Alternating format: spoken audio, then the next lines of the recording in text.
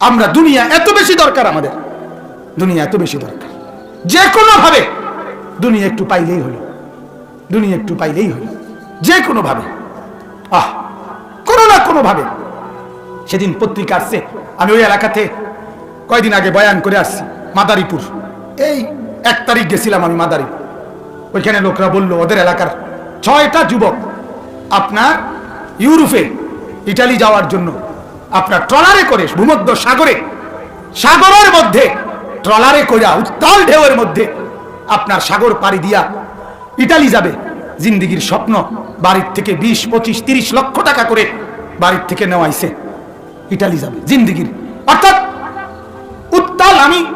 আমি এই বছর সন্দীপ মাহফিলে গেছিলাম, 22 মিনিটের পথ, 22 মিনিট লাগছে স্পিড বোটে সাগর পার হইতে, এই পার থেকে ওই পারে যাইতে।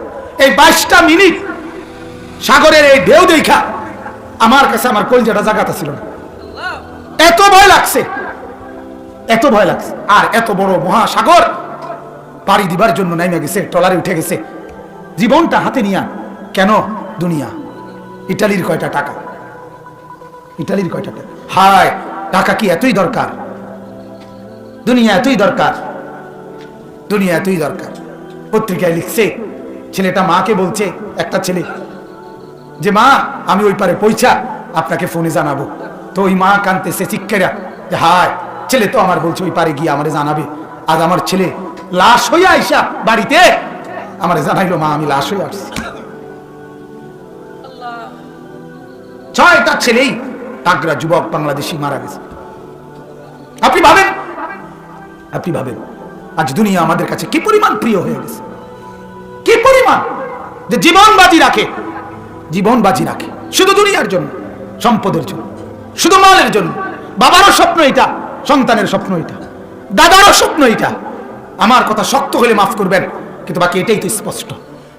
বাবারও কথা হলো কোনো না কোনো মূল্যে ইউরোপ, ছেলের কথা হলো ইউরোপ, অথচ গোটা পৃথিবী চোখে আঙ্গুল দিয়ে দেখলো ইউরোপের মতো বর্তমানে পৃথিবীর সবচেয়ে দুর্বলতম, ভঙ্গুরতম, ভিতরের ঠোসা অবস্থায় আছে ইউরোপ। সারা ইউরোপ মিল্লা একসাথে ধমকি দিল, হুমকি দিল, ধমক দিল, নিন্দা প্রস্তাব দিল, এত কিছু দিল। রাশিয়ার মতো একটা দেশ 2টা পয়সা মূল্যায়ন করলো না। কি রে তোর রান্না বলে বিরাট দাপট, হ্যাঁ বিরাট দাপট। মুসলমানের বেলায় মুখটাও খুলতে পারলা না, হ্যাঁ কোনোদিন মুসলমানের ব্যাপারে 40 বছরের ইতিহাসে জাতিসংঘ 40 বছরের ভিতরে এত জরুরি বৈঠক, এত গুরুত্বপূর্ণ বৈঠক হয় নাই। ইউক্রেন নিয়ে জাতিসংঘ যে বৈঠক করছে, 40 বছরের ইতিহাসে এমন বৈঠক হয় নাই।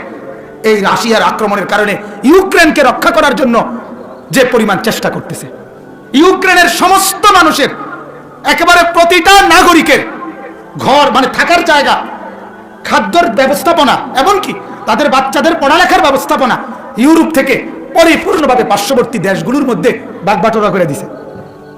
কে কোন দেশ, পোল্যান্ড, বেলারুশ, আরো যে দেশগুলো পাশে আছে, ওদেরকে একবারে ভাগবাটোয়ারা করে দিছে। আপনারা এতজন নিবেন, আপনারা এতজন নিবেন, আপনারা এতজন নিবেন।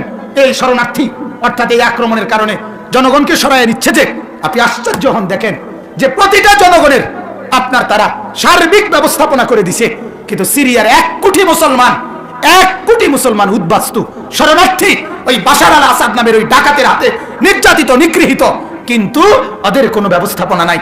রোহিঙ্গার মুসলমানদের কোনো ব্যবস্থাপনা নাই, ফিলিস্তিনের মুসলমানের কোনো ব্যবস্থাপনা নাই। কারণ একটাই, এরা মুসলমান, আর কিছু না। এরা মানুষ না, এরা মুসলমান। হ্যাঁ, এটা আশ্চর্য, এটা আশ্চর্য। আজকে এতদিন হয়ে গেল রোহিঙ্গার মুসলমানদের কোনো পুনর্বাসন নাই, সিরিয়ার মুসলমানের কোনো পুনর্বাসন নাই, ফিলিস্তিনের মুসলমানের কোনো পুনর্বাসন নাই। সেই ইউরোপ আমাদের স্বপ্ন, সেই ইউরোপ আমাদের দিবারাত্রির সাধনা। আমরা মুসলমান যুবক, আমাদের 24 ঘন্টার রঙিন স্বপ্ন ইউরোপের একটা ভিসা। হায় হায় ইউরোপ, আল্লাহ আমাদেরকে মাফ করে দেন।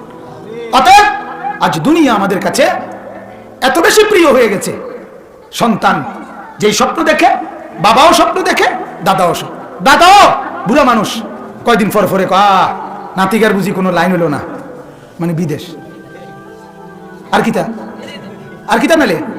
ভাত তরকারি, টাকা। এবারে যে নিঃশ্বাস ফেলতেছে, এটার মাকসাদ কি? টাকা। বাবারও স্বপ্ন, আহা আমি বাচ্চা থাকতে যদি এই ফোলাগারও কোনো রকম একটা লাইন করে দিয়ে যেতে পারতাম, আমার আর মূল্যেও কোনো দুঃখ ছিল। কান্দে, এবার কান্দে, চা খায় আর কান্দে, কুমাইয়া কথা কয়, বুঝলেন না? আমার আর কোনো দুঃখ ছিল না, আপনার কোনো দুঃখ ছিল না কে? হ্যাঁ, অথচ চোখের সামনে দেখে যে ছেলেটার জন্য এই মায়া কান্না কানতেছে, যে ছেলেটার জন্য এত টাকার ফিকির করতেছে, এই ছেলেটা কত একটা বছরে কোনোদিন এই নাফরমান ডাকাইতে কোনোদিন ফজরের নামাজ পড়ে নাই।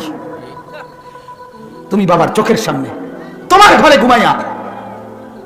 ঘুমায়া গত এক বছরে কোনোদিন 5 ওয়াক্ত নামাজ, একদিন 5 ওয়াক্ত নামাজ পূর্ণ মসজিদে পড়ে নাই। তোমার চোখের সামনে ছেলেটা মহল্লাবাসী দেখে যে দাঁড়াইয়া পেশাব করে।